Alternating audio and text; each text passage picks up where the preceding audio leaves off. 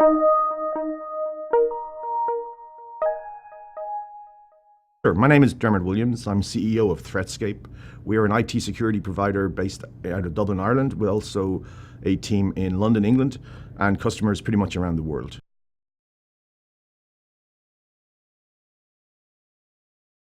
We had a pretty traditional view of some of the challenges people were facing with IT security, and we were helping them deal with it in different silos. So we had a very good endpoint practice. We could really lock down the endpoint. We had a really network security perimeter practice, and we could really deal with keeping threats out. And we had a cloud security practice. But there was a little piece missing, which is what if the inevitable happens and bad stuff is inside your perimeter and you don't know what's going on? You need to know with as high fidelity as possible, as quickly as possible, when an intruder has bypassed your defenses, because the mean time between detection and response is your time of exposure, and you need to shorten that down as much as possible.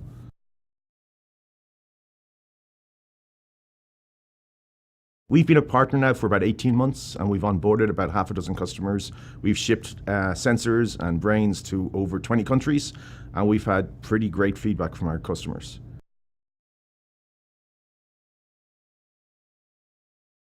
We've tied it in with all sorts of stuff, and obviously SIM solutions have been the most prevalent. The most challenging we had was a customer using Logarithm, and there wasn't an existing Logarithm integration, but our SOC engineering team were able to develop some custom integration, and that's now gone live and it's working very well, and we're rolling it out to a couple of other prospects who are already evaluating the Cognito platform.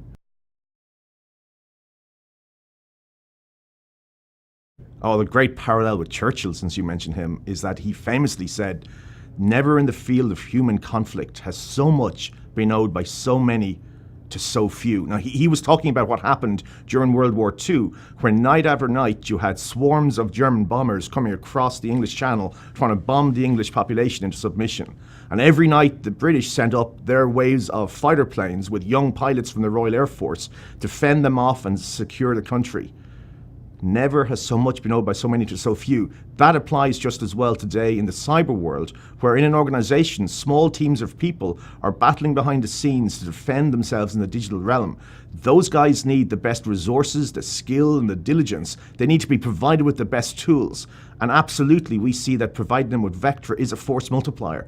This small team of people can achieve so much more against a relentless and growing and very motivated adversary, which is coming after their digital assets.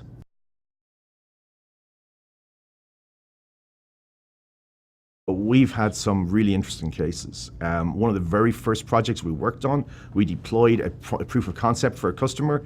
They were gathering data from a number of their overseas offices. They chose a few of them at random, and one of them, which I can't name, but it was very close to where you might find the Politburo, found a live active intrusion on their network which had bypassed every other defense they had in place during the trial. We got the sale.